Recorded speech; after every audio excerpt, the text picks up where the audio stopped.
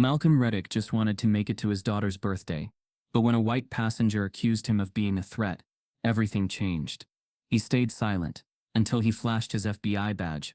Now the world knows his name, but they have no idea what he uncovered at 30,000. Because the real danger wasn't him. It was sitting in first class, hiding behind $1 billion smile. This isn't just a flight, it's a ticking truth. Before we deep dive into this interesting story, subscribe to our channel and tell us where are you watching from. Share in the comments below. The overhead speakers buzzed lightly as the final boarding call echoed through Atlanta Hartsfield-Jackson's bustling terminal. A few stragglers quickened their steps, clutching travel bags and coffee cups, while others moved with practiced calm. At Gate C-27, Flight 7064 to Seattle prepared for departure, a routine flight on a routine afternoon. But nothing about Malcolm Reddick was routine. He stepped onto the jet bridge with quiet precision, his gait even, his posture impeccable. Dressed in a deep charcoal suit, pressed crisply and paired with polished black Oxfords, he looked like someone who belonged in a boardroom, not in coach. His face, clean-shaven and symmetrical, held no outward emotion, yet there was something quietly magnetic about him. His deep brown eyes scanned everything without seeming to move. He walked with the quiet confidence of a man who'd been in far more dangerous places than a Delta cabin. In his right hand, barely visible beneath his coat sleeve, was a well-worn teddy bear. Its one ear sagged, and the stitching had faded. It didn't match his suit. It didn't match the man, but he held it like it was made of gold. Seat 17. He placed his carry-on overhead with care, took his window seat, and tucked the bear gently into the seat beside him, reserved for no one. The aisle remained open. His daughter's birthday was tomorrow. He had promised to be there. Not via Zoom, not through a missed call, and a voicemail full of excuses.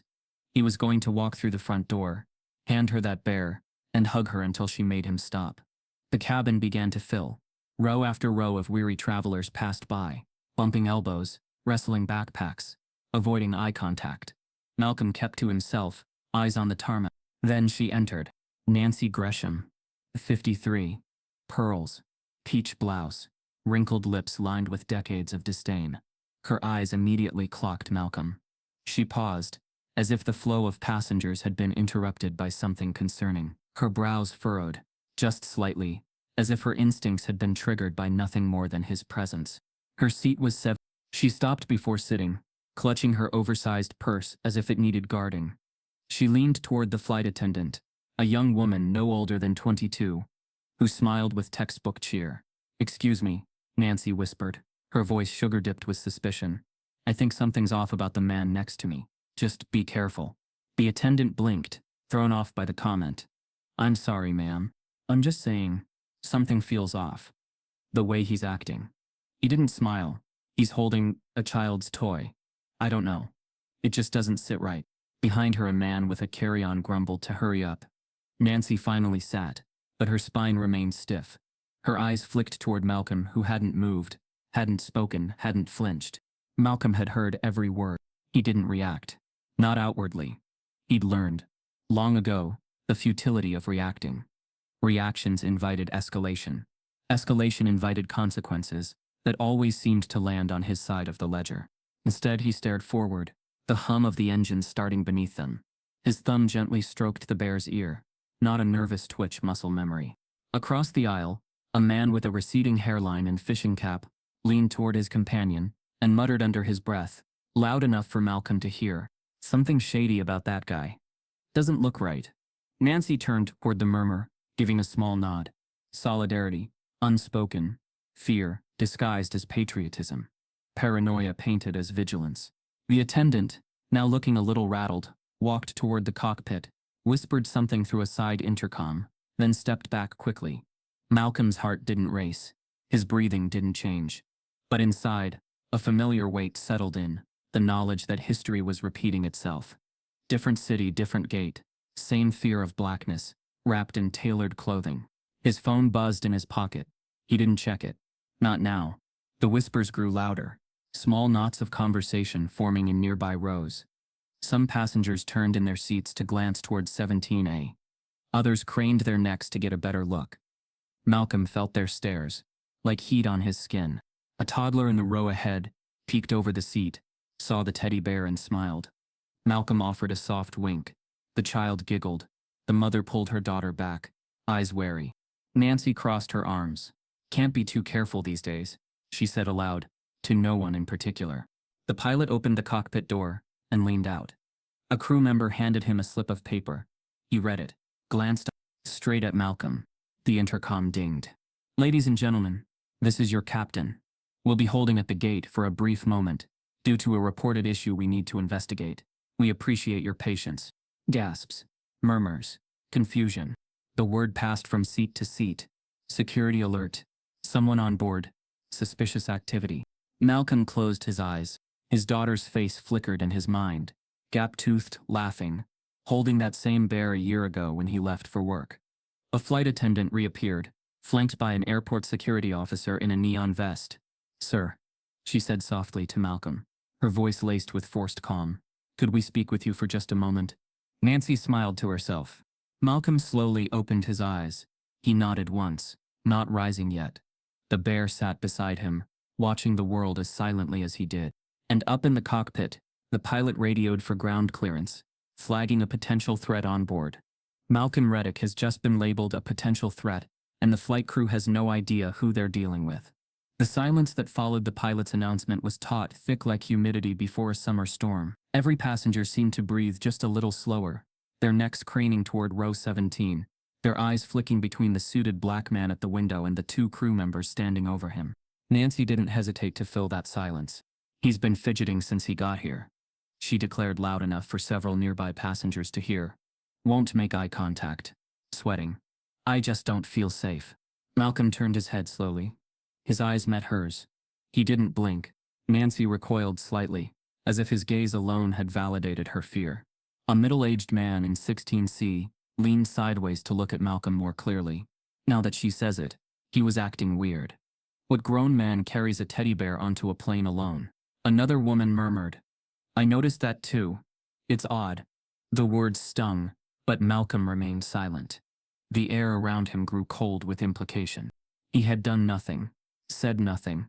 Yet now, his silence had been twisted into suspicion. His stillness reinterpreted as tension. His refusal to perform comfort for white strangers, branded as a threat. He'd seen it before, many times, but each time carved a deeper scar. The flight attendant, nervous and trying to remain professional, forced a brittle smile. "Sir," she began, the inflection in her voice soft yet strained, "do you mind just stepping out for a quick chat? It'll only take a moment." Malcolm met her eyes. He saw it immediately. The over-practiced niceness, the avoidance of directness, the subtle apology laced into every syllable. Not real empathy, just the familiar tone people use when they're caught between policy and prejudice. "No, thank you," Malcolm replied calmly. "I'm in my assigned seat. I've followed every protocol, unless there's a legitimate reason. I'd prefer to remain here." The attendant's smile faltered. Nancy gasped audibly. "He's refusing to cooperate." "See? I knew it." The volume of her accusation startled the passengers around her. One man pulled his headphones down. Another tucked her purse under the seat more securely. Malcolm didn't flinch. Behind the curtain separating first class, a voice whispered into a radio. Moments later, two airport security officers stepped into the cabin. One wore a standard neon vest. The other was in plain clothes, but the badge clipped to his belt was unmistakable. "TS." The tension snapped like a rubber band. Nancy leaned away from Malcolm, theatrically clutching her chest. I told you something was off." The TSA officer approached Malcolm. He was young, maybe early 30s, with clipped hair and a rigid posture that betrayed his discomfort. "Sir," he said, neutral but firm, "we've received a report of suspicious behavior. I'm going to need you to come with me so we can clear this up." Malcolm looked at him, then down at the teddy bear. "I'm holding a toy for my daughter," he said softly. "That's the suspicious behavior?" The officer hesitated. "We just want to ask a few questions." "Standard procedure." Malcolm exhaled through his nose. Standard procedure. The same phrase used during unlawful stop and frisks, during wrongful arrests, during fatal misunderstandings. He placed the bear gently back in his seat and stood up slowly. As he did, passengers shifted back in their seats, subtle but unmistakable, like he had become something radioactive, something contagious. Nancy watched him rise with a thin-lipped smile, victorious in her imaginary battle. But Malcolm's eyes never left the officer's face. "Fine," he said. "Let's talk." They stepped into the narrow aisle, barely wide enough to contain the growing tension. The second officer remained at the rear of the plane, monitoring the cabin. People whispered now, voices low but urgent. "I think they're arresting him." He looked calm to me, though. What if he really was dangerous? Nancy leaned over to the woman behind her. "You can never be too careful," she said. "My cousin died in 9/11. Ever since then, I just know when something feels wrong. It's like instinct." The woman nodded slowly, her face unreadable, but her eyes lingered on Nancy with something between skepticism and pity. Malcolm, now inches from the galley wall, stood with his hands loosely at his sides, not raised, not hidden, just visible, deliberate. "Do you have ID?" the TSA officer asked, pulling out a small notepad. Malcolm didn't move. "My boarding pass was scanned at the gate," he said. "My ID was shown at security." "You're questioning me now, because of her discomfort. She had concerns," the officer said, flipping a page. "And others overheard you were acting suspicious." Malcolm's jaw tightened. "You mean sitting quietly and holding a teddy bear?" The officer shifted uneasily. There was a silence, not just from Malcolm, but from the entire cabin. A held breath. The officer looked at his partner across the aisle and gave a slight nod. "We'll need to escort you off the plane, sir." Nancy's eyes lit up. Malcolm didn't respond. Not yet. He looked past the officer down the aisle, at the window outside where a ground vehicle had just parked below the aircraft. Two more officers stepped out, one of them carrying a case. Then something shifted. The plainclothes TSA agent who had been quiet until now touched his earpiece and frowned. He looked at Malcolm again. This time, longer. Something registering. He leaned toward the other officer and whispered something short, sharp. A flicker of doubt passed between them. Before either could say another word, the front door of the aircraft opened again, and a tall man in a dark suit stepped in. His badge was already out. Not TS. Not airport police. Federal. He looked directly at Malcolm, not with suspicion, but with recognition. Nancy watched, confused. The other passengers hushed again, and Malcolm, for the first time since boarding, spoke with the authority that had been hidden under layers of restraint. "Before you take another step," he said evenly, "I suggest you call your supervisor." The TSA officer blinked. "Why?" Malcolm looked the man dead in the eye. "Because I'm not the threat you should be worried about. The agent standing at the aircraft door is not here to remove Malcolm. He's here for something else entirely. And Malcolm already knows what." The cabin had grown quieter than any flight Malcolm had ever boarded. The hum of anticipation pressed against the overhead compartments, thick with unspoken accusations and subtle justifications. The atmosphere had shifted, not just from uneasy to tense, but from passive discomfort to active suspicion, and Malcolm knew the weight of that shift all too well. The TSA officer stepped slightly closer, his voice lower now, but firm. "Sir, if you would just show your identification, we can resolve this much faster." Malcolm's eyes didn't waver. "I went through TSA screening like every other passenger. I showed my ID, removed my shoes, emptied my pockets, and was cleared. My boarding pass was scanned at the gate. I am legally in my seat." He spoke each word slowly, deliberately, like each syllable had been rehearsed through decades of survival. The officer opened his mouth to speak again, but Malcolm raised a hand, gently but decisively.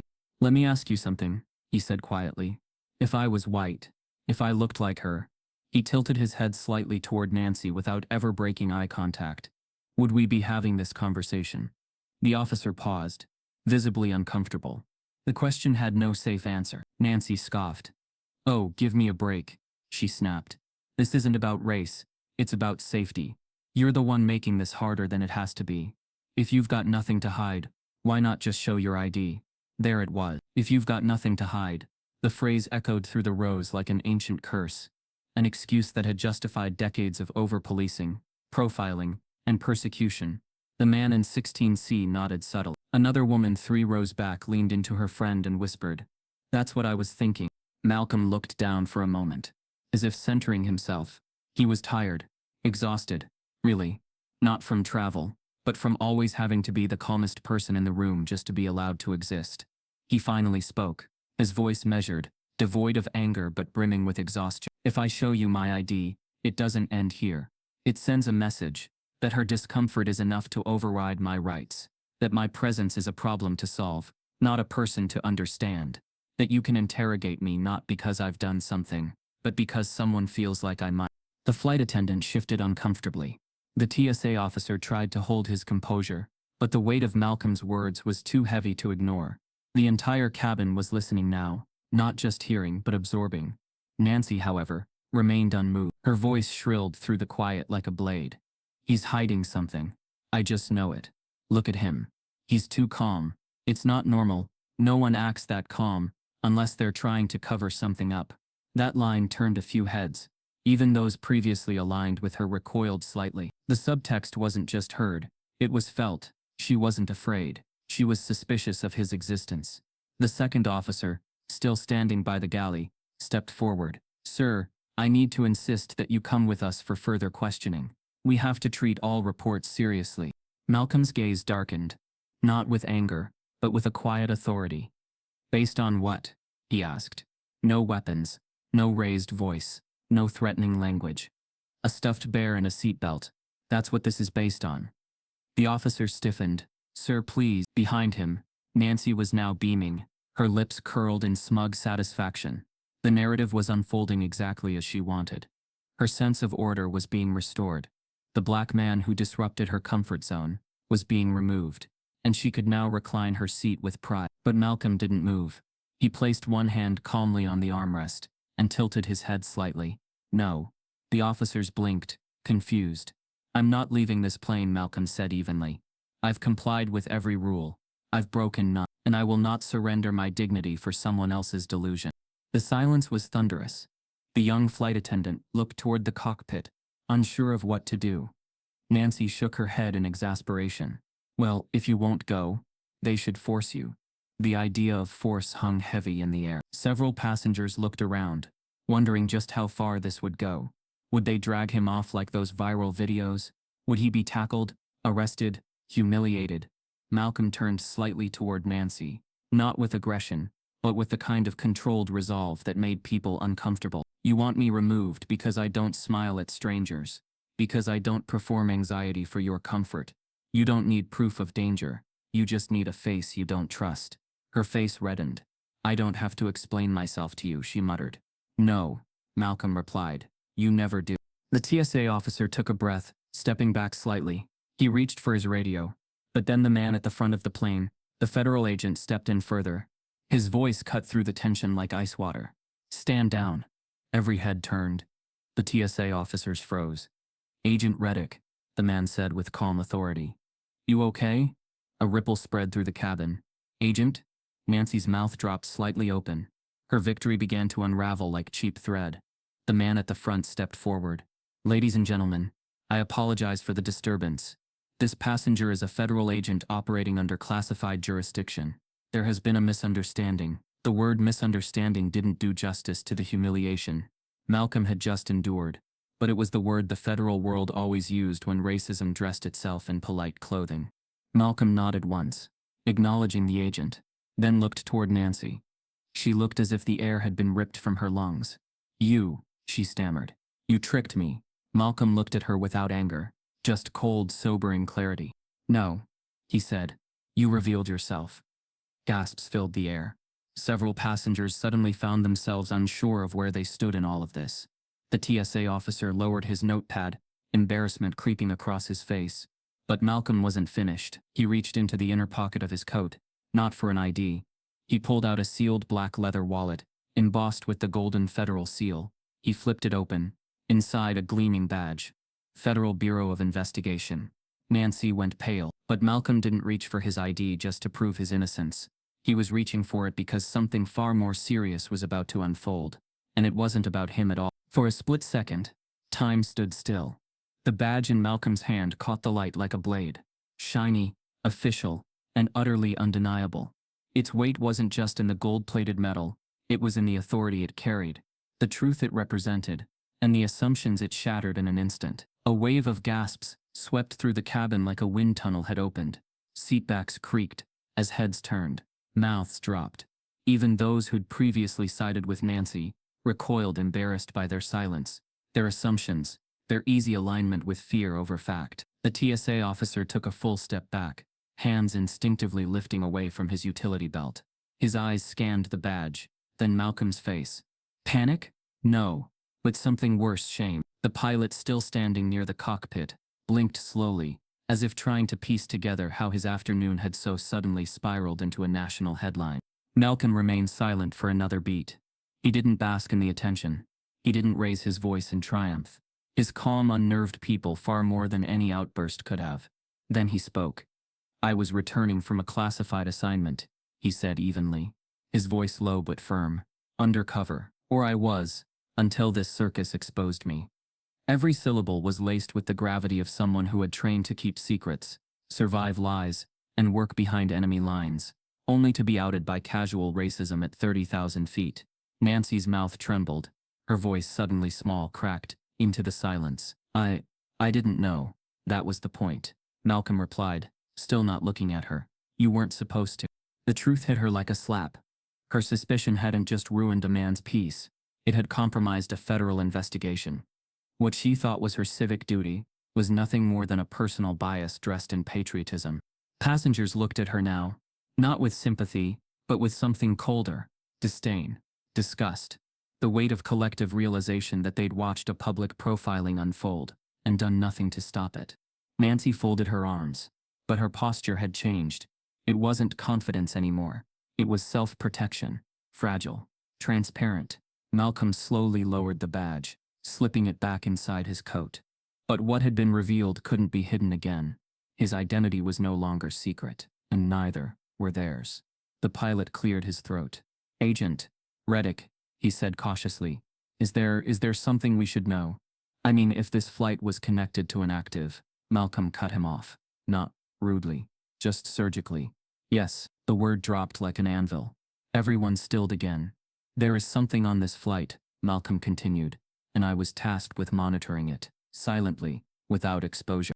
He looked around slowly now, his eyes scanning each row like a scanner, measuring reactions, subtle expressions, behavioral shifts, which means every second of this scene has compromised the integrity of that mission.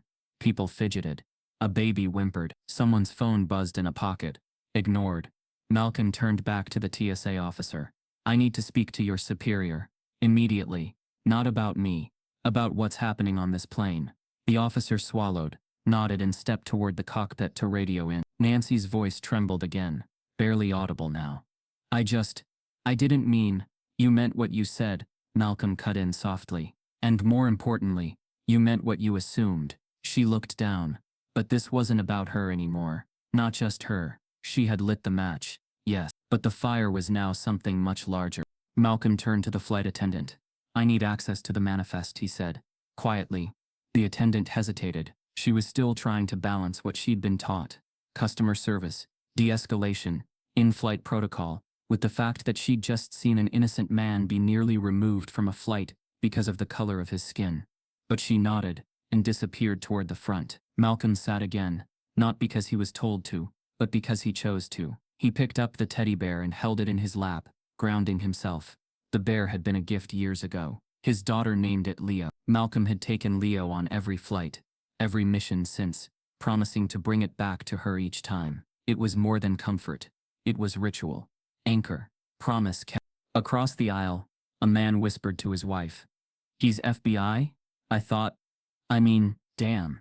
His wife didn't reply. Her eyes were locked on Malcolm. Her cheeks flushed red with silent guilt. The cabin had changed. The space that once treated Malcolm as a threat now watched him like a shield, but not with trust, with discomfort, because now they had to live with what they'd revealed. And just as the air began to settle, the pilot's voice cracked through the intercom again. Ladies and gentlemen, we've been instructed to remain grounded while we resolve an internal issue. We appreciate your patience. It was vague, but everyone knew what it meant. Malcolm stood once more as the flight attendant returned with a printout. He scanned the list quickly, eyes narrowing at one name. He tapped it twice, then his voice dropped an octave. This name doesn't belong here, he said. This passenger's been flagged on 3 domestic watch lists under alternate aliases. This isn't a coincidence. The attendant's face drained of color. Nancy looked up again, her guilt eclipsed by confusion. What do you mean? She asked shakily. Malcolm's gaze didn't soften. I wasn't on this flight by accident, he said. I was sent here for someone else. Malcolm isn't just a passenger anymore. He's hunting someone on board, and that person has already started moving. Nancy Gresham shifted in her seat, hands clasped tightly in her lap, knuckles white. The smugness that had once filled her posture had dissolved into silence. Her shoulders, once squared with certainty, now hunched with discomfort.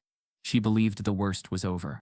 The FBI badge had stunned her, but now that Malcolm had taken his seat again, now that he wasn't being dragged off the plane or yelling in defiance, she assumed, like many do, that things would quietly return to normal. But Malcolm Reddick had no intention of returning to normal. The flight attendant stood near him, still holding the passenger manifest, eyes wide with a mixture of awe and fear. The pilots had sealed the cockpit again, but tension hung in the air like it was pressing against the cabin walls. Malcolm turned to the attendant calmly. Please notify your captain and ground security. I'd like to formally file a federal incident report before we leave this tarmac. She blinked.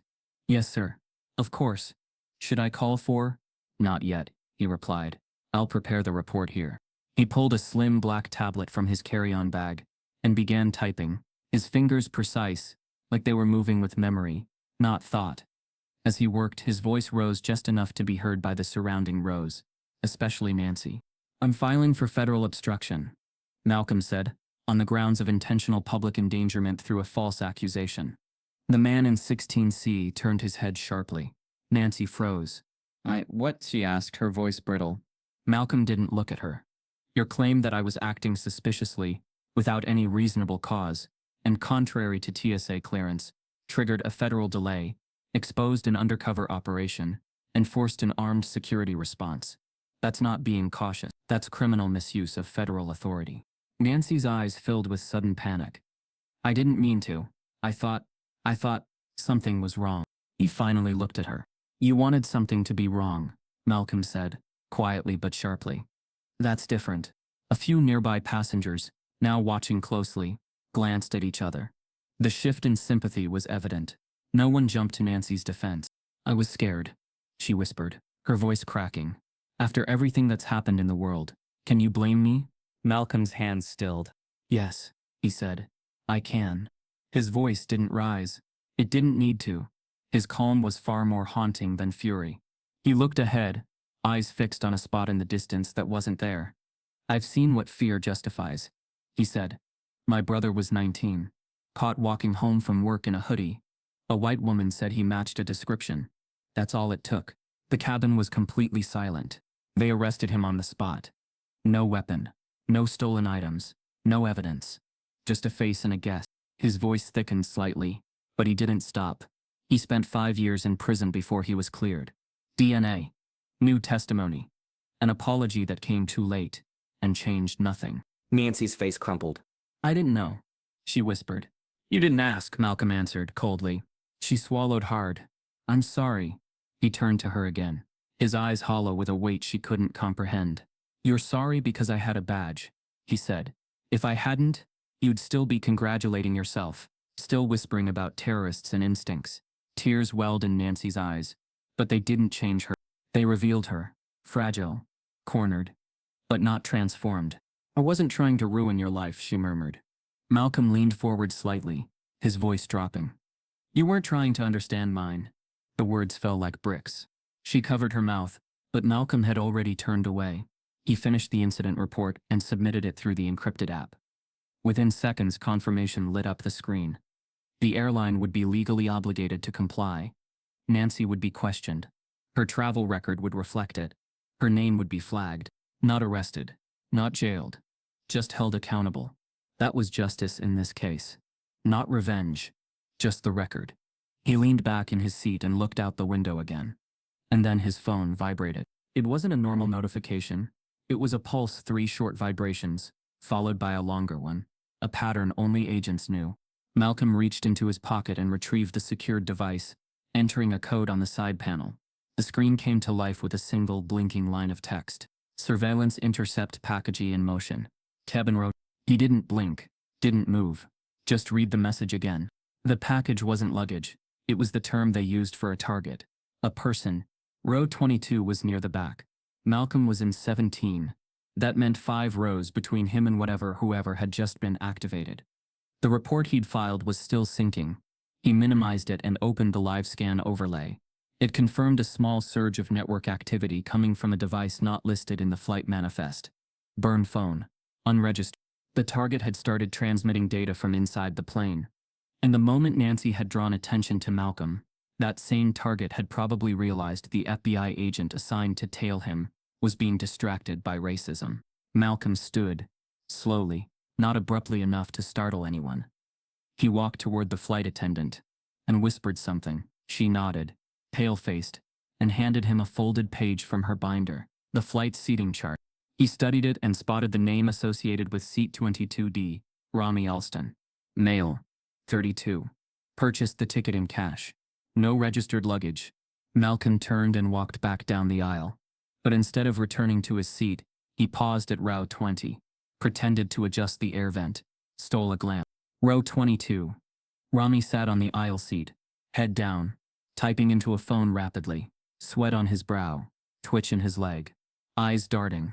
Not enough for most to notice, but Malcolm saw it instantly. He wasn't just transmitting. He was preparing to move. Malcolm stepped back slowly, his mind racing, not with panic but with calculation. Nancy thought the storm had passed, but in truth she'd only distracted the one man trained to stop it. The real threat on board has just begun his operation. And Malcolm is no longer invisible. From row 20, Malcolm Reddick remained motionless. His eyes locked on the man just 2 rows behind, Rami Alston. Alston's demeanor was calculated, but to a trained observer like Malcolm, it was clearly slipping. His fingers tapped nervously across his unregistered phone, screen tilted away, body slightly hunched. The overhead light above his seat remained off, but sweat on his brow gleamed under the neighboring row's soft glow. He wasn't reading. He wasn't relaxing. He was preparing. Malcolm leaned back slightly and adjusted the overhead air nozzle. Not because he needed ventilation, but because the movement allowed him to glance at the reflection in its polished silver rim. Rami's eyes darted again, scanning the cabin like someone measuring exits, counting obstacles, assessing potential interruptions. Everything clicked at once. This wasn't a smuggler. This wasn't a petty criminal. Rami Alston matched the exact behavioral profile of a high-value courier, possibly carrying classified data, or worse, live intel intended for hostile organizations. Malcolm had seen this before. Eyes that never stopped moving, hands that couldn't stay still, breath shallow and rehearsed, a body behaving like a loaded spring. And now, thanks to Nancy's drama, Malcolm's cover had been completely blown. His mind shifted gears, tactical and fast. He couldn't arrest Rami here, too many civilians, too much risk. But if Rami sensed that the agent who'd been tailing him had been exposed, his behavior could change from cautious to catastrophic. Malcolm's fingers hovered near his side pocket, brushing the encrypted transmitter that could signal ground teams, but activating it openly would only escalate things. He had to think 3 moves ahead. He stepped forward quietly and leaned toward a flight attendant restocking napkins in the galley. "I need you to quietly monitor row 22. Seat D," Malcolm whispered. "If that passenger leaves his seat, note exactly where he goes, how long he stays, and if he leaves anything behind." The attendant nodded, pale. "Do you want me?" "No," Malcolm cut in. "Don't engage. Just watch." He stepped back again and returned to his own seat at 17A, just in time to see Rami stand. The movement was subtle, but Malcolm's pulse sharpened. Rami didn't take his bag, just his phone. He made a slow, casual stretch, arms raised, fingers interlocked behind his neck like a man trying to look relaxed. But his feet moved too quickly, his direction too decisive. He walked toward the rear lavatory. The moment the door closed behind him, Malcolm glanced down at his watch. He tapped the crown once, activating the microtimer embedded in the glass. 0. The seconds began ticking. He waited, resisting the urge to move immediately, watching, measuring reactions. Most passengers remained preoccupied, chatting, scrolling, sipping sodas. But Malcolm wasn't watching them. He was waiting for what came next. At 1:13, a red light blinked on his secure phone. The alert was silent, but powerful. It read, "Motion pause detected. Row 22, device no longer transmitting." Malcolm's throat tightened. Rami hadn't just gone to the bathroom. He'd left his phone behind. Whatever he was doing now wasn't about smuggling. It was about triggering something remotely. He wasn't the courier. He was the catalyst. Malcolm stood carefully, pretending to stretch his back. He walked toward the rear, passing row 22 slowly. His eyes scanned the empty seat, then the floor below it. There, beneath the chair, nestled between two fastened latches, sat a small black pouch. Almost invisible. Almost. Malcolm kept walking. He reached the rear lavatory door and paused, tapping the crown of his watch again. 2:09. Still no movement. He gave a soft knock. Occupied, came the voice from inside. Calm. Too calm. This is flight staff, Malcolm said, disguising his voice to a flatter tone. Is everything okay in there? A pause. Then, yeah. Just give me a second. Malcolm leaned his weight slightly against the fuselage, brain firing. If Rami was stalling, it meant one of two things. He was panicking, or he was setting something up. The more time he bought, the closer he got to executing whatever had been planned. Malcolm glanced to the side where the jump seat was tucked in beside the rear galley wall. A nearby flight attendant looked up. Startled. Have someone prepare the forward lavatory. We might need to move a passenger. Quietly. The attendant blinked. Should I? No, Malcolm said again. Just trust me. 2F. Still no door movement. The silence inside was now too long to be innocent. Malcolm stepped back. His jaw clenched. His phone buzzed again. Another encrypted alert. Seat center triggered. Road. He frowned. 22C? The passenger next to Rami? The data feed showed the sensor had activated just 5 seconds ago after Rami had already gone to the bathroom. Someone else had sat down there. Someone who wasn't supposed to be moving. Malcolm stepped toward the curtain dividing economy from the rear galley. He looked toward the rows just beyond, just in time to see a woman in 22C reach beneath the seat and slide something into her purse. Not Rami. Someone else. Malcolm's breath caught. It wasn't just Rami. There were two of them. And Nancy's disruption hadn't just blown his cover. It had given them the time they needed to pass the real package. Malcolm turned on his heel, stepping back toward the front. Not running. Not yet. But with urgency. Rami was still in the bathroom. But the handoff had already occurred. The mission parameters had just changed. His focus now wasn't just containment. It was confirmation and extraction. Malcolm opens a secure channel to alert the pilot, but finds the cockpit has gone completely silent. Malcolm Reddick moved briskly up the narrow aisle. Eyes forward, chest tight. The seconds ticked louder in his head than the hum of the engines. He kept his pace measured, controlled, but every step toward the cockpit weighed more than the last. The surveillance triggers were still lighting up on his phone. The woman in 22C had the package now. The man in the bathroom hadn't moved. And yet somehow the entire plane had collectively shifted its gaze back to him. Again, it didn't matter that he was a federal agent. Didn't matter that he'd just been falsely accused, humiliated and vindicated in front of dozens. Didn't matter that he was now moving to protect them all. Because all they could see was a black man moving fast on a plane. As he passed row 14, an older white woman shrank into her seat, clutching her purse to her chest like a shield. At row 12, a teenage boy angled his phone discreetly upward. Film. Behind him, murmurs started up again. Why's he walking like that? Is he allowed to just... I thought the FBI guy was supposed to sit down after all that. He heard every word. In row 9, a woman pulled her child closer, whispering something too softly to catch, but with enough urgency that Malcolm didn't need to. In row 6, someone angled their phone out into the aisle. Camera wide open, capturing Malcolm's back like a predator being tracked. A notification pinged, then another. The whisper turned into a word, passed row to row like fire through dry leaves. He's trending. At first Malcolm ignored it. Focus. Target. Protect the passengers. But then he felt his phone buzz again. Not from headquarters. From a public server. An alert flashed across his screen. While black, now trending 3 nationwide. He tapped the screen reluctantly and saw his own image, grainy, mid-stride, with an angle that made him look like he was charging. The caption read, "This man got accused of acting suspicious. Pulled a badge. And now he's marching up the aisle like we're in danger." Again. A GTF is happening on Flight 7. He stopped walking for half a second. Just one breath. Long enough for 2 more cameras to rise in unison and capture his hesitation. That pause, evidence of composure to him, was twisted into suspicion in others' minds. He could hear them whispering behind him now. What if he's lying? Can you even verify those badges? Anyone could fake it. I saw a show where someone posed as FBI and hijacked the whole. And there it was again. Even after truth. Even after proof. He was still being watched like a threat. Still moving like a shadow cast in the wrong room. Still a danger in their minds. Malcolm's knuckles tightened around his phone. This was the crossroads. He could pull back. Play it safe. Disappear into protocol. Request an emergency reroute. Wait until ground authorities handled the suspect. That's what the manual would say. But he also knew something else. Protocol didn't survive impact. And neither would the passengers if he waited. He reached the cockpit and tapped the intercom panel, expecting immediate response. But silence greeted him. He tapped again. Waited. Still nothing.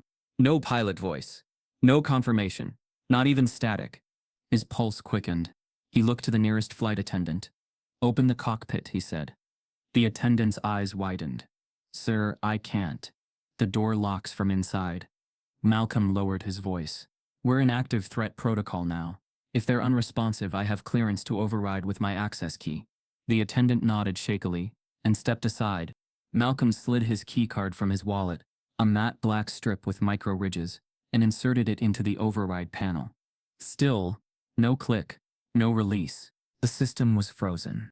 He tapped into his secured line again, trying to reach flight operations. Error. No live feed detected. Cockpit disconnected. His jaw tightened. Someone had severed cockpit comms from the rest of the plane. The woman behind him gasped. Why isn't he getting in? A man near the front stood up abruptly. Hey, what's going on here? He's been walking up and down like he owns the place. The noise swelled. Panic simmered just beneath the surface. And then a noise. Not from the cockpit.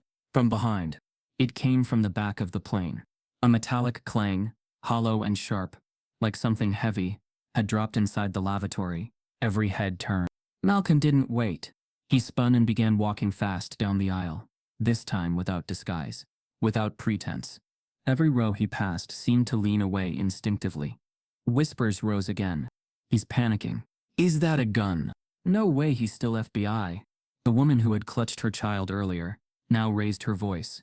Why hasn't he shown another agent his credentials? We don't know who this guy is, another man added. Yeah, who's even verifying him? For all we know, he could be part of it. And just like that, the tide shifted again, from suspicion to accusation. The badge had saved him for a moment, but now it was being swallowed in real time by fear, fueled by viral noise and unexamined prejudice. Malcolm knew the signs. He was losing control of the cabin, not because he lacked authority, because he lacked trust. He reached his seat again, grabbed his tablet and scanned the secure feed. The woman in 22C was gone. Her purse was left behind. Malcolm's eyes darted to the restroom door again. Still closed. Then why the noise? He moved forward again, glancing down at his screen. One more buzz. New intel. Automatic lock activated. Rear lavatory. Override disabled. Manual access required. He looked up. A second clang echoed. This one louder. Inside that bathroom, something was happening. Something no one else seemed to grasp. But Malcolm did. Because while everyone was watching him, the real threat had just sealed itself behind that door. The bathroom lock flicks open, but it isn't Rami who steps out. The cabin was caught in that eerie twilight between fear and frenzy. Passengers whispered louder now, some filming openly, others on the verge of shouting. One woman near the rear clasped her phone so tightly, her knuckles turned white, whispering into it. They need to land this plane now. Something's wrong. And still Malcolm Reddick stood outside the rear lavatory, body angled like a spring, waiting for the door to open. But when the lock clicked, the person who stepped out wasn't Rami Alston. It was a flight attendant. Not the one assigned to Malcolm's section, not even one he remembered seeing during boarding. She was blonde, early 30s, with a slightly dazed look on her face, like someone waking from anesthesia. She stumbled slightly as she exited. Malcolm instinctively steadied her, catching her by the elbow. You okay? He asked quickly. She blinked, confused, her pupils slow to dilate. Where am I? You were in the bathroom, he said. For how long? Her brow furrowed. I don't know, I was in the front cabin. I had water and then Her eyes darted past him to the bathroom door. Realization flashed across her face. Wait, I don't remember going back here. I didn't, she gasped. Someone put me in there. Malcolm didn't wait. He pushed past her and into the lavatory. The door slammed behind him. His senses adjusted instantly. Chemical, metallic, sharp. The space reeked of ammonia and oxidized copper. It didn't smell like cleaning solution. It smelled like engineering gone wrong. Slumped on the floor, behind the toilet's curve, was Rami Alston, unconscious. A thin trickle of blood at his temple. No obvious wound. No trauma, likely knocked out with something fast. Malcolm's gaze snapped down to his hands. Faint burns along the fingertips. Signs of chemical handling. Then, to his left, tucked into the tiny panel where the cabin oxygen tank was housed. A device, not a bomb in the traditional sense. No clock, no wires wound around explosives. But Malcolm knew what it was. A pressure-triggered ignition system, jury-rigged to the plane's own oxygen tank. If completed, it could have turned the pressurized cabin into a firestorm at 30,000 feet. He crouched down carefully, traced the leads. There were 2 missing wires, meaning Rami had started the assembly but hadn't completed it. The detonation trigger lay half attached, wobbling under the pipe's hinge. 1 more minute, and he would have had it ready. Malcolm's pulse slowed, not from calm but calculation. He pulled a small flat tool from his inner jacket and unscrewed the panel's cover. His fingers moved like they were playing an old song, snapping the connectors loose, deactivating the trigger's pressure sensor. He left no fingerprint, no trace of tampering. It took 42 seconds to neutralize it.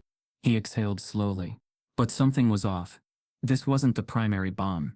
It was too sloppy, too exposed, too reliant on timing.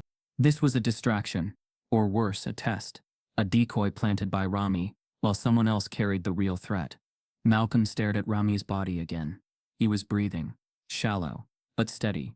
No cyanosis, no rapid pulse, which meant he hadn't done this to himself. Someone else had knocked him out. Which raised the real question. If Rami wasn't assembling the bomb anymore, who was? Malcolm pulled the bathroom door open again. His demeanor unchanged. The blonde attendant who'd emerged earlier was now sitting on a jump seat nearby, sipping water slowly, her hands trembling. Another crew member hovered near her, confused, trying to manage the cabin noise that was now becoming unmanageable. Malcolm motioned to a male attendant. Secure this area. No passengers enter or exit. Rami Alston is unconscious inside. We need oxygen masks ready, and medical gear on standby. The attendant nodded, and moved swiftly. But Malcolm didn't reach for the cockpit intercom. Not yet. He needed more information. He turned back toward the cabin. Immediately, the crowd bristled. Passengers were now on edge, not just from fear of the unknown but from the ever-growing discomfort of not knowing who was dangerous anymore. A man from row 14 stood up. Why is he still walking around? Another chimed in, pointing. He just went into the bathroom. What if he planted something? Malcolm kept walking. He's FBI, you idiot, a woman snapped. Yeah? The man shot back. That's what he said. You see any backup? Any verification? For all we know, he's part of it. The irony would have been amusing if it weren't so tragic. Even after saving them from a live explosive, even after showing a federal badge, Malcolm was still seen as a wild card, suspicious. Alone. A mother clutched her toddler to her chest. I want to get off this plane, she muttered. Another woman near the wing shouted, we need to land.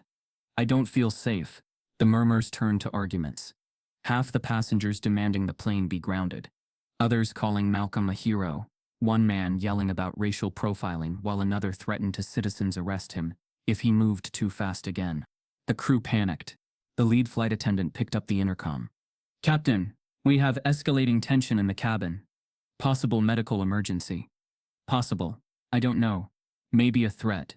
We need clearance for emergency descent. Malcolm turned to her sharply. Not yet. If we descend without full control, we risk triggering the other half of this. She looked terrified. There's more? Possibly, Malcolm said, but it was too late. The pilot's voice cracked through the speaker. Ladies and gentlemen, due to an in-flight complication, we will be making an emergency landing at the nearest available airport. Please remain seated and follow crew instructions. Chaos exploded. Passengers leapt up, some screaming, others recording. Phones out, bags grabbed, One woman started crying uncontrollably. The man from 14, now red-faced and yelling, "I knew it. We're all gonna die." Malcolm stood at the center of it all. Isolated, watched, judged, feared. Even as he protected them, he raised his hands, not in surrender, but in command. "Everyone sit down, now." His voice echoed like a gunshot. And for one long, terrible moment, they did. But just as the tension began to still, the oxygen masks dropped from the ceiling, simultaneously. The plane tilted. The overhead bins popped open, and from row 22, beneath the now empty seat, the pouch that Rami had left behind, began to emit a high-pitched beeping. Malcolm dives for the second device, only to realize it isn't meant to explode. It's meant to transmit. The wheels screeched against the tarmac like a warning. Flight 7064 jolted forward, oxygen masks swinging from the ceiling, cabin lights flickering as the emergency landing completed. Passengers sat frozen, buckled tight, eyes wide with disbelief. For 30 breathless minutes they'd hovered between terror and chaos, with one man standing in the eye of it all, calm, deliberate, composed. Malcolm Reddick. By the time the doors opened and the plane was met by a wave of flashing red and blue lights, the world already knew his name. The story had broken mid-descent. Someone had uploaded the confrontation with Nancy, the original accusation, Malcolm's refusal to show ID, the moment he flashed his badge, and the eruption of murmurs when he was still treated as a threat. Then came the other clips. Malcolm moving toward the cockpit, being followed by suspicious passengers. His attempts to warn the crew, a dozen angles of him rushing into the lavatory after Rami, and the final clip, blurry but terrifying, of the oxygen masks dropping and Malcolm yelling for everyone to stay calm while a beeping noise pulsed in the background. Twitter exploded, while Black trended to #1 within 20 minutes. Posts ranged from admiration to outrage. He saved a plane full of people and still had to prove his humanity. We don't deserve him. Racism almost got an FBI agent killed, and nearly let a real terrorist succeed. Let that sink in. A black man stopped a terrorist attack and still got treated like the threat. I'm sick. The video had already been dissected by social justice influencers, civil rights attorneys, and former federal agents, all agreeing on one thing: Malcolm's restraint had saved lives.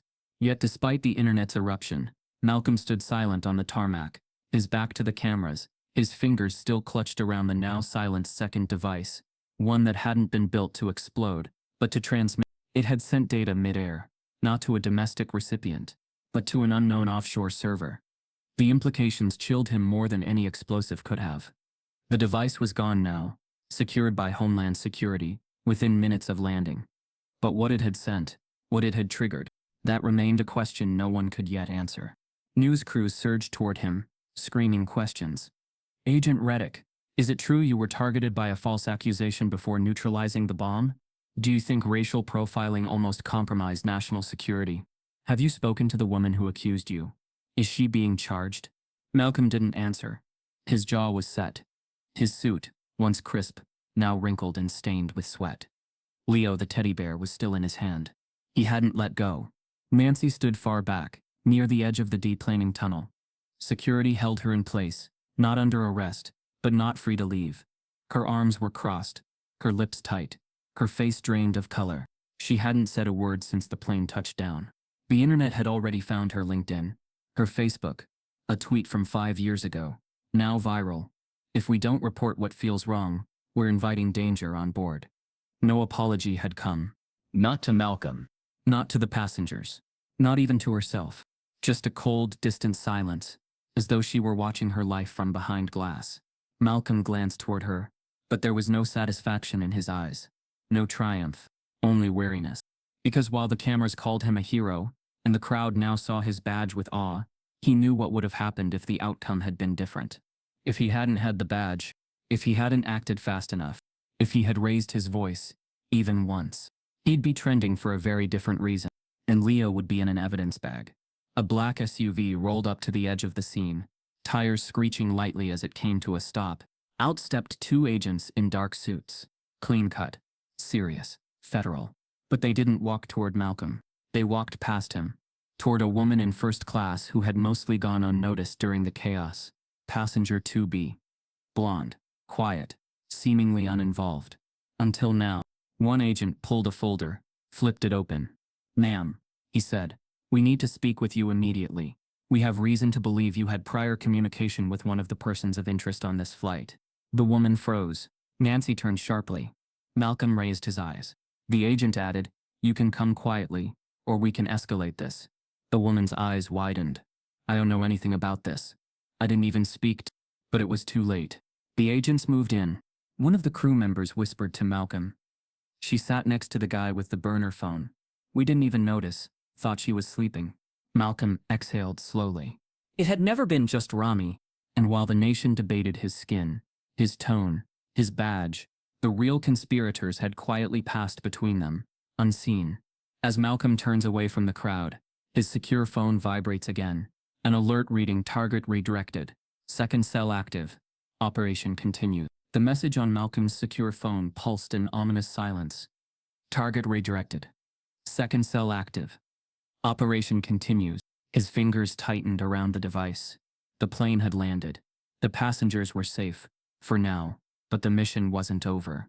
It had never been about just one explosive, or one courier. Remy Alston was merely the surface layer. Malcolm turned his back on the flashing cameras, the swarming reporters, and the stunned passengers still lingering in the terminal under federal watch. His focus narrowed. His next step had to be precise. He slipped away from the main exit path and into a restricted airport operations corridor, swiping his badge against a secure panel. The lock beeped open. Inside, silence returned. His phone buzzed again. "Surveillance data received. Flight 764, aisle 21. Seat transfer event." He opened the file. It was grainy video captured from the plane's onboard surveillance, typically encrypted and locked from standard access. But Malcolm had override clearance. He watched closely. The footage replayed the moment Rami stood to go to the lavatory. It showed him pause as he passed a man sitting in the aisle seat of row 3, first class. A brief glance. A handshake. But it wasn't a handshake, it was a pass. The video zoomed. A tiny black rectangle slid from the older man's palm into Rami's jacket sleeve. The trigger device. The real signal to transmit the data. The spark for the decoy bomb. The piece that had nearly sent an entire plane spiraling into catastrophe. Malcolm paused the video and enhanced the man's face. Preston Maddox. Billionaire. Defense contractor. Political donor. A man who'd appeared in multiple diplomatic briefings related to international arms trafficking and private surveillance security. And now somehow, a man seated on Malcolm's flight, 2 rows behind the cockpit. Quiet, comfortable, untouched by suspicion. Until now. Malcolm dug deeper into airport security footage.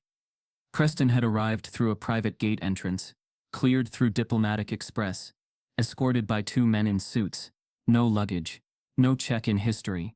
His seat booked through a proxy firm. The whole setup reeked of design.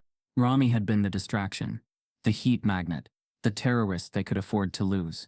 While Preston sat 10 feet from the pilots, protected by power and paperwork, the true puppet master. And everyone had missed him, because he didn't look like a threat. Malcolm closed the video and tapped a secure comms line. Reddick to Homefield. Confirmed ID on second suspect. Preston Maddox. Transmitting facial match and transaction logs. Diplomatic immunity in play. The reply came almost instantly. Maddox flagged. Hands off unless escalated. Political pressure active. Eyes on you. Proceed with caution. Of course. They wouldn't touch him. Preston Maddox had too many handshakes in high places. Too many secrets nestled in defense contracts and whispered campaign funds. He wasn't the kind of man who got arrested on a tarmac. He was the kind of man who orchestrated the arrests. Malcolm stepped out of the restricted corridor and spotted Preston by gate B9, surrounded by a few federal officers but not cuffed. Not even sweating. He stood with an easy confidence, wearing a navy blazer and a smirk like nothing could touch him. As Malcolm approached, Preston spotted him and lifted 2 fingers in mock salute. "Agent Reddick," he said smoothly. "Hell of a flight, huh?" Malcolm didn't blink. "You passed a transmission trigger to a known suspect. A device that linked to a bomb that nearly killed a plane full of people." Preston shrugged. "Casual. That's a strong accusation. Got proof?" Malcolm held up the footage on his screen. Preston leaned in, watched for a moment, then chuckled softly. "You're good. Better than they said. But not good enough." He nodded toward the agents flanking him. "These 2? They're not here to arrest me. They're here to protect me. Diplomatic designation active. Your higher-ups are already making phone calls. Malcolm stepped closer. How much did you sell the data for? Preston's smile didn't waver. That's classified. His audacity burned like acid. He wasn't just above the law, he believed he was the law. And worse, the officers around him didn't move, didn't question.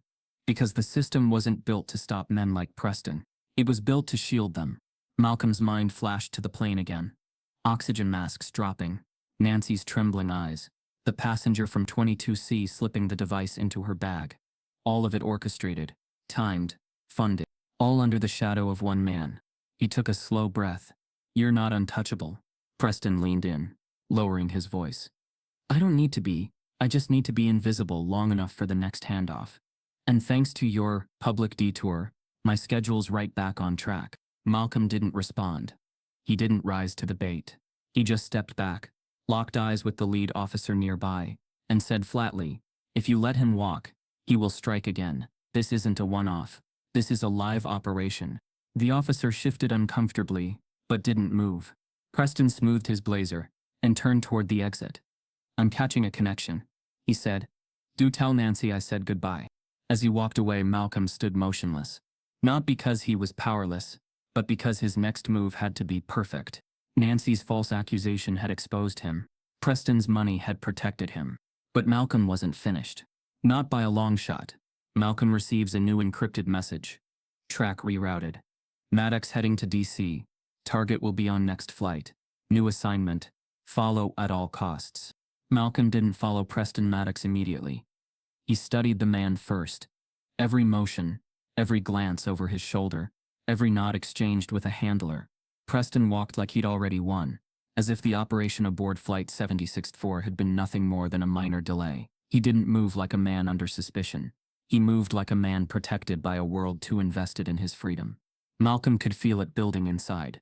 The same righteous heat that had sat in his bones since Quantico, since his first field assignment, since the first time he was told to keep his tone in check during a team briefing, led by a less qualified agent. He watched Preston slide his boarding pass under a scanner at gate C12, headed for DC. And then Malcolm stepped into his path. Where's your next handoff? Malcolm asked quietly. Preston blinked, amused. Pardon? You think diplomatic status puts you beyond reach? It doesn't. Preston leaned closer, his tone almost indulgent. You don't get it, do you, Agent? I don't hide in shadows. I invest in them. And you're standing in the middle of an airport making a scene. But Malcolm wasn't shouting, wasn't grabbing. He wasn't doing anything remotely aggressive. His stance was still, intentional. His voice remained low. Yet even before Preston raised his hand in mock surrender, Malcolm sensed the shift behind him. Sir, barked a voice to his left. He turned. 2 airport security officers moved in fast, hands resting on their utility belts. Preston stepped back theatrically. This man just threatened me, he said, calm and polished. Malcolm didn't move. They'll see the surveillance footage. One officer moved between them. Sir, we're going to ask you to step aside. I'm a federal agent, Malcolm said, presenting his badge again. This man? Sir, step aside now, the other officer repeated, his voice sharper. Preston tucked his boarding pass back into his coat. I really hope this doesn't become another viral moment, Agent Reddick. The internet's a cruel place. Malcolm's jaw tensed. He passed a trigger device to a known courier involved in an attempted bombing. I have video. I have confirmation from Homeland. But the officers weren't listening to the words. They were reacting to the image. A black man with a raised voice and squared shoulders. Even with the badge in his hand, even with the facts in his favor, he was being perceived again, not as a protector, but as a problem. The same script, different scene. Back up, the first officer said, hand moving toward his taser. Malcolm's hands were already visible. I'm not resisting. Then walk with us. Now. Malcolm didn't resist. He never did. That wasn't the kind of battle he fought. He stepped back, eyes still locked on Preston. Preston winked and walked away. A billionaire arms financier, who had just orchestrated a data heist in the sky, was boarding another commercial flight. And Malcolm Reddick, federal agent, decorated operative, mission lead, was being escorted like a suspect. Again. Inside the nearby security office, Malcolm sat silently as a senior Homeland liaison reviewed his credentials, called his director, and offered a watery apology. "You understand, right?" the man said. It looked bad on camera. Malcolm didn't answer. The man tried again. "You've been through a lot today. Maybe step back for a moment. Let DC handle this." He wanted to laugh or scream. Instead, he heard the words he knew were coming. "You're being pulled off the Maddox detail," the man said. "Effective immediately." "For optics?" Malcolm asked dry. The liaison hesitated. "Let's say, for national interest." He stood, handed Malcolm a form, and added, "You'll still be listed as a consultant. Internally. Just don't pursue him further, unless authorized." Malcolm took the paper and walked out without another word. He stood outside the terminal window, watching as Preston's plane pulled up to the gate, preparing to board. The same system that had protected Nancy's bias had now elevated Preston's crimes. Malcolm's mind spun back to Quantico. To a training simulation. 3 suspects in a room. 1 white, 1 black, 1 foreign. The instructor had asked, which of these would blend best on Wall Street? The class had chuckled. Malcolm hadn't. Later, he'd asked the instructor why that was part of the module. "Because the world doesn't profile off facts," the man said. "It profiles off comfort." That comfort had just given Preston Maddox a boarding pass and a red carpet. Malcolm turned his phone over in his hand. He'd played by the book his whole career, but the book had been written by people who never had to read it through his eyes, and now the mission was slipping away. Unless he rewrote the next chapter. His phone buzzed again. Track rerouted. Maddox heading to DC. Target will be on next flight. New assignment. Follow at all costs. The message didn't come through official channels. It came from someone inside, someone watching from deep within the agency, who hadn't lost faith. Malcolm looked toward the digital board. Preston's gate had just begun final boarding, and then he moved. Fast. Clean. Quiet. He didn't check in, didn't flash a badge. He knew the back routes, the crew hallways, the blind spots in TSA protocols. Not to sneak bombs or weapons, but to bypass bureaucracy. 10 minutes later, he was on the plane. Row 6. Aisle C. Preston Maddox sat in 1A, sipping sparkling water like a man flying home from vacation. Malcolm didn't look at him. Didn't have to. He was rogue now. And sometimes justice meant choosing to be the danger they always thought you were. The plane lifts off just as Malcolm receives a second message. New intel confirms Maddox isn't just funding the network. He's protecting someone on this plane. The second flight was quieter than the first. Fewer passengers. Dimmed lights. A chill that settled not from temperature but tension. And yet for the first time since the day began, Malcolm Reddick felt still. He was alone. Unauthorized. Operating off-grid under a fabricated identity embedded in the federal system by an internal ally who hadn't forgotten what real justice looked like. The name on his boarding pass read Raymond Ellis. Seat 6C. Economy Plus. No questions asked. Preston Maddox sat in 1A. First class. Reclined. A glass of something imported cupped loosely in one manicured hand. A travel pillow tucked neatly behind his neck. He looked like a man flying home after closing a billion-dollar deal, not someone who had orchestrated a near tragedy at 30,000 feet. The passengers around him had no idea. To them, Preston was a well-dressed executive, maybe a diplomat, a harmless relic of power too polished to touch. And Malcolm, just another tall, silent black man tucked near the front of the cabin. Alone, unrateable. Nothing about him suggested law enforcement now.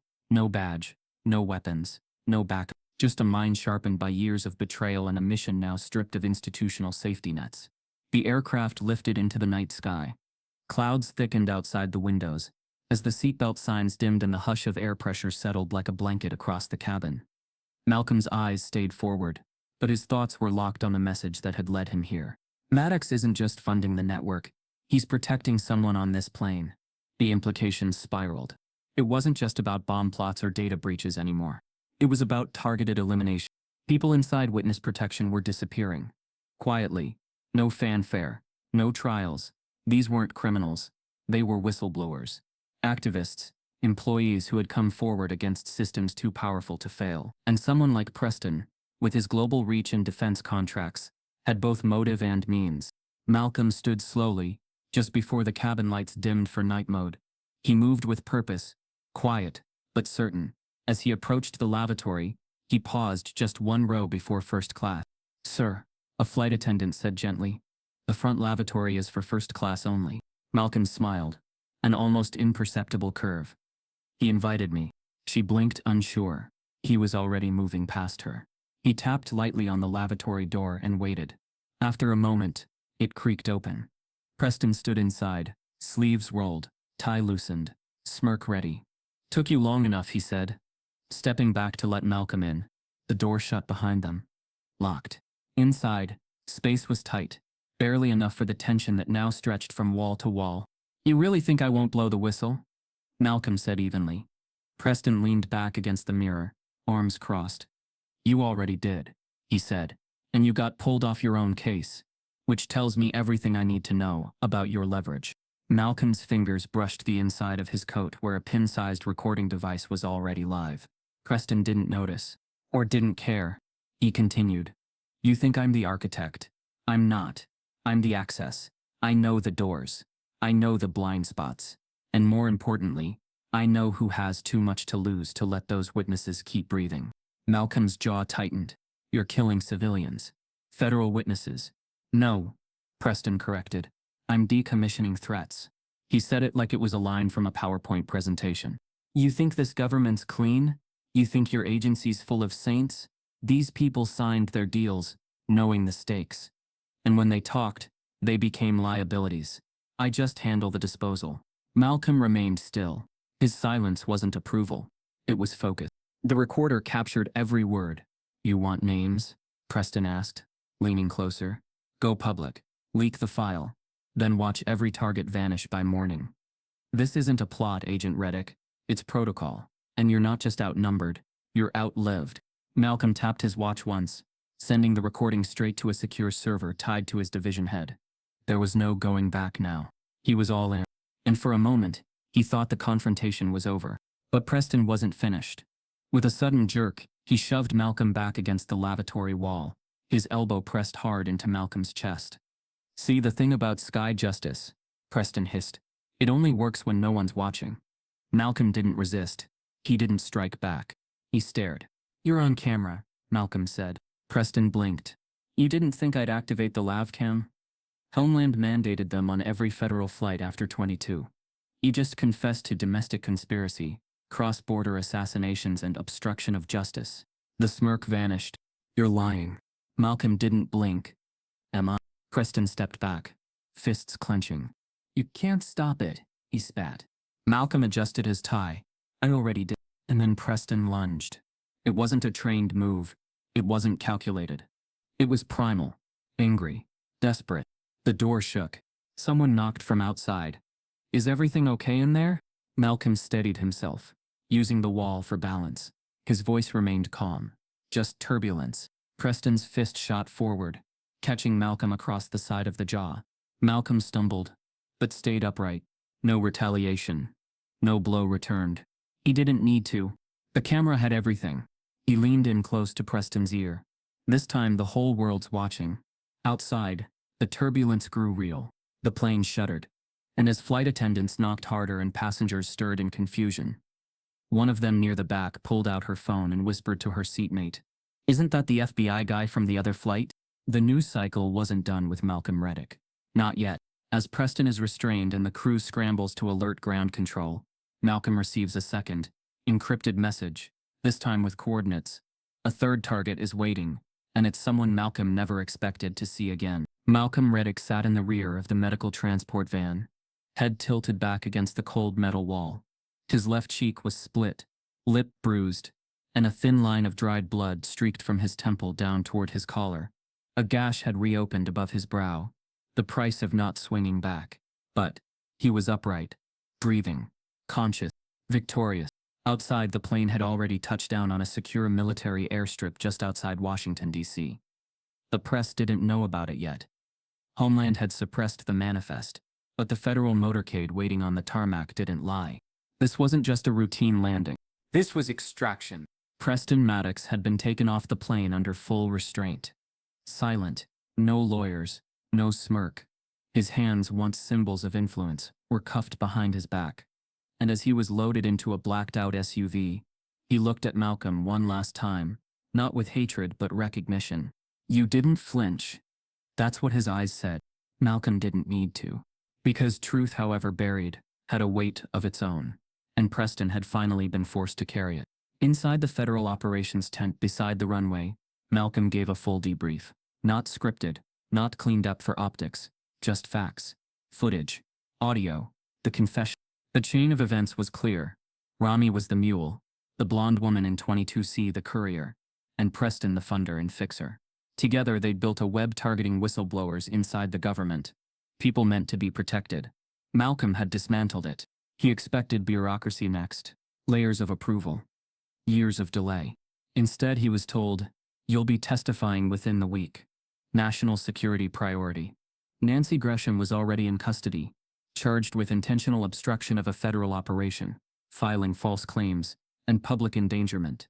She'd been held quietly at the original landing airport until federal officers arrived. The irony wasn't lost on Malcolm. The woman who weaponized her fear against him would now sit under federal indictment, not because he wanted revenge, but because she needed accountability. Justice wasn't always loud. Sometimes it looked like the quiet unraveling of power wrapped in polite racism. Sometimes it looked like Nancy Gresham sitting in a detention cell, realizing her assumptions nearly cost hundreds of lives. He was asked if he wanted to make a public statement. He said no. News outlets offered appearances. One offered a 5-figure sum for an exclusive. He declined. "They'll make you the face of it," a junior agent warned. "People want heroes." "I'm not a symbol," Malcolm said flatly. "I'm a reminder." "A reminder of what?" Malcolm looked at him, eyes unflinching. "That being right doesn't always mean being believed. But it still matters." He left the compound the next morning, alone. No entourage, no press conference. The only thing he carried was the worn teddy bear, Leo, still tucked into his satchel. Dirtied now, its stitching slightly torn, but whole. When he stepped through the arrival gates into the main terminal, the world had already caught up. Screens above displayed headlines. FBI agent exposes flight plot while battling racism in real time. From suspect to savior, the man who took down a domestic conspiracy. Racial profiling nearly cost us all. How one agent changed the outcome. He passed beneath the screens unnoticed. He wanted it that way. But not everyone was looking away. Near the waiting area, a boy stood holding a sign made of torn notebook paper.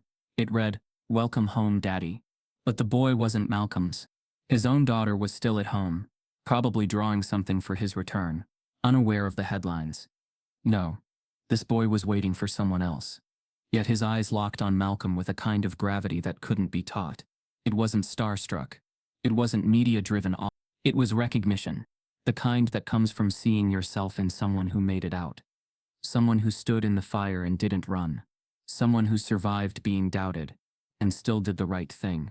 The boy's mother nudged him. "Don't stare, baby." But the boy didn't look away. And Malcolm, for the first time since stepping off that first plane, stopped walking. He crouched down just a little. Just enough to meet the boy's eye level. The crowd bustled behind them, unseeing, unaware.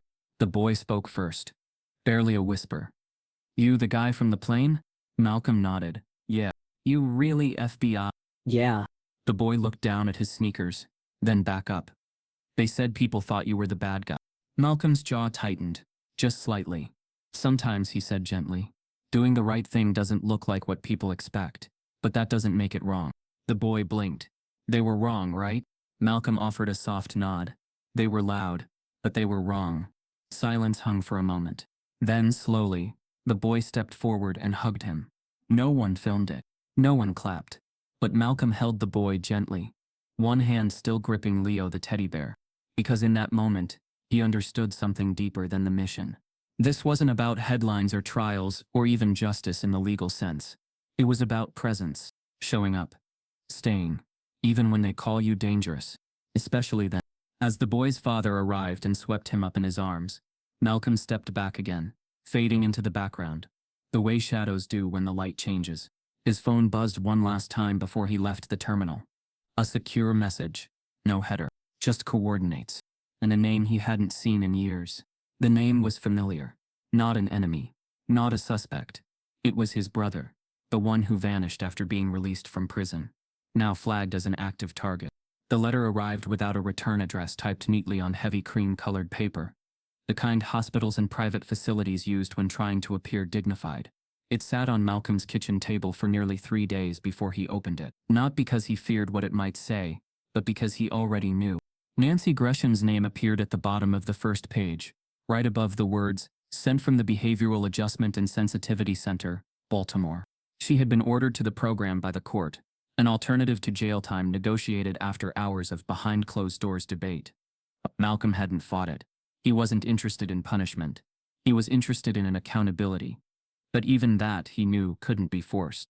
The letter was 5 pages long, not handwritten, typed, edited, likely, each paragraph straining to sound sincere while still cushioning itself in defense. Phrases like, "I never meant for things to go that far. I was scared, and fear can trick the mind. You didn't deserve what happened, but neither did I ask for it." Malcolm read it once, slowly, then again faster. She had said all the right things, or tried to, but the tone was wrong. Not malicious, just empty, like someone apologizing, not for what they did, but for being caught doing it. He folded the letter and slid it into a drawer, never responded. Some things, he'd learned, were best left unread a third time. Instead, he walked into his daughter's third-grade classroom the next day, invited by her teacher for the school's annual Community Heroes Week. It wasn't the first time he'd spoken to students, but it felt different now. The weight of public perception had shifted. No longer was he just Agent Reddick to the outside world. Now he was a symbol, like it or not. The class erupted in whispers when he entered. Some recognized him from the news. Others only knew him as Addie's dad. Malcolm knelt beside the circle rug, where the kids had formed a loose ring. "Today," he said gently, "we're going to talk about truth." A small boy raised his hand. "Is it true someone tried to make you get off a plane because you're black?" Malcolm didn't flinch. "Yes." The teacher shifted nervously, but he continued. "And is it true," a girl asked, "that you're like a spy?" He smiled softly. "Not exactly. I help protect people. Sometimes from others, sometimes from lies." The classroom quieted. For children, truth still had gravity. "Sometimes," Malcolm said, "people will look at you and decide who you are before you even speak. That's not your fault, but it's also not your truth." Another child, braver now, asked, "What do you do when people don't believe you?" Malcolm looked at his daughter, seated cross-legged near the window, her eyes wide, her shoulders square. "You keep telling the truth anyway," he said, "because one day, someone will listen.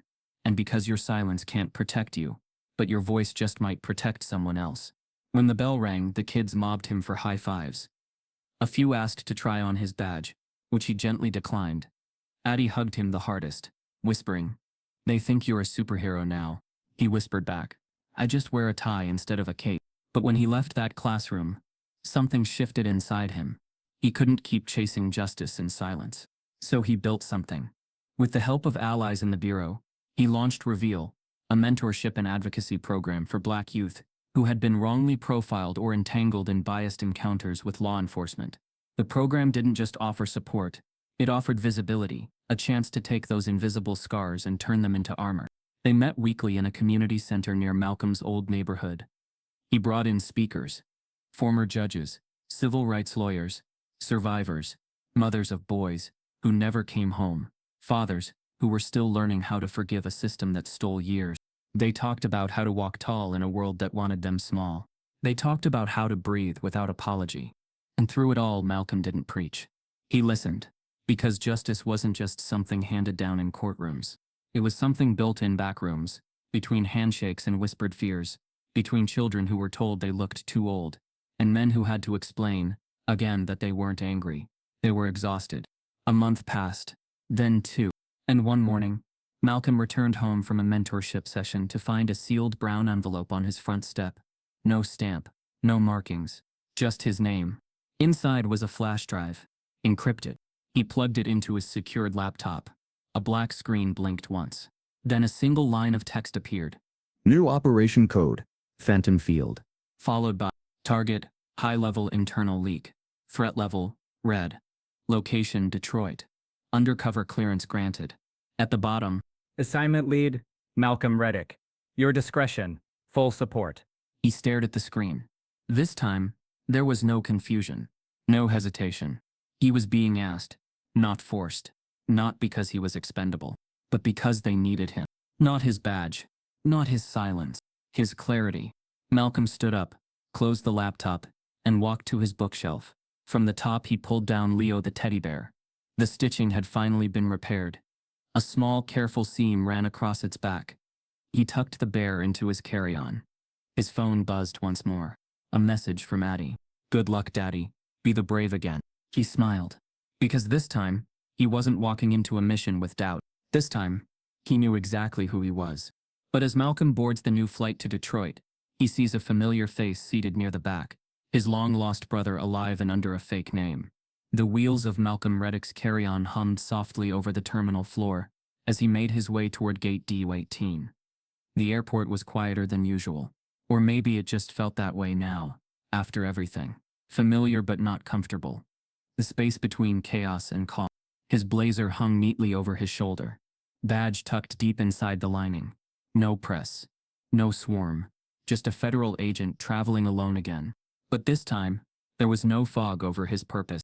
The plane to Detroit sat glowing under the gate lights. A new mission ahead. A new storm coming. But Malcolm's steps weren't heavy this time. They were chosen. As he approached the gate scanner, the attendant glanced up, paused, and did a subtle double-take. She didn't say anything, but the look in her eyes said enough. Recognition, not suspicion. A seat was assigned in row 5, aisle. He boarded without delay, eyes scanning like muscle memory. The way agents do when they've walked into too many rooms with too many unknowns. But this time, he didn't feel like a ghost. Because this time, they saw him. A middle-aged man sitting in 6B whispered something to his partner as Malcolm passed. The woman glanced up, wide-eyed. She nudged the person beside her. "That's him, right?" The agent from the plane. Another passenger, a young black woman, locked eyes with Malcolm briefly, then gave a small, quiet nod. A gesture not of celebrity, but of solidarity. He returned it with the smallest tilt of his head. In row 8, a little girl with 2 afro puffs and glitter on her cheeks gasped and tugged at her mother's sleeve. "Mom," she whispered loudly. "That's the man from the news. The one who stopped the bad guys in the sky." Her mother looked over, startled, then smiled softly.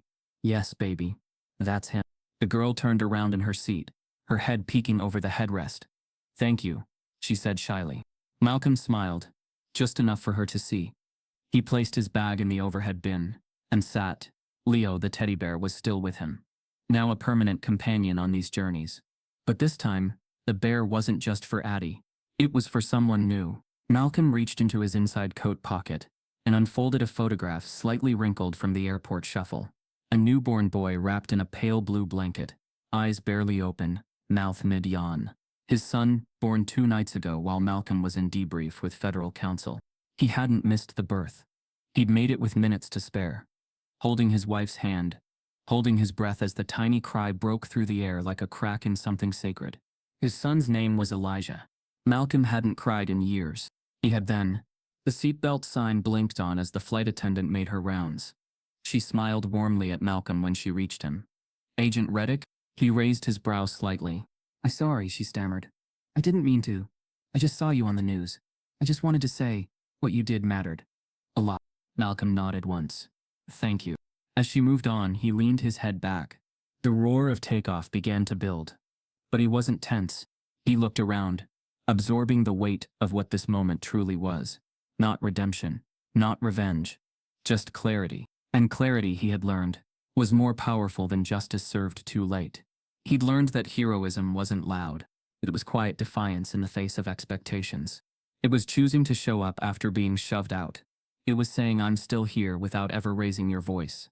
Malcolm closed his eyes briefly as the plane lifted. The wheels tucked under. The clouds broke open in welcome.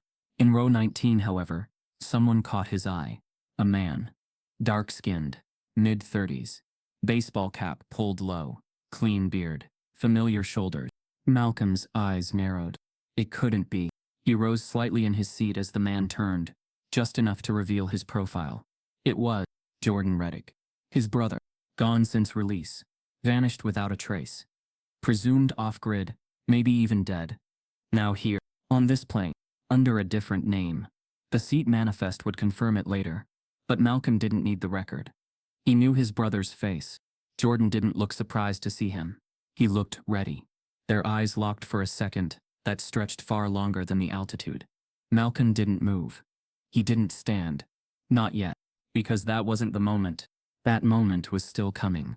He leaned back into his seat, eyes drifting to the sky outside the window. The clouds broke like waves, sunlight dancing across the wings. The flight had begun. Another mission ahead, another truth waiting to be uncovered. But this time, he carried more than just clearance. He carried purpose. He glanced once more at the photo of Elijah, then at Leo, then closed his eyes, and for the first time in a long time, he allowed himself to breathe without bracing. Sometimes, justice flies quietly, but it always lands. If this story shook something inside you, don't scroll past it. Ask yourself, how many times has silence protected the wrong person? This isn't just about one flight. It's about every room where someone gets profiled before they speak. Start the conversations they hope you avoid, because the next Malcolm might not have a badge, but he'll still need someone to see him.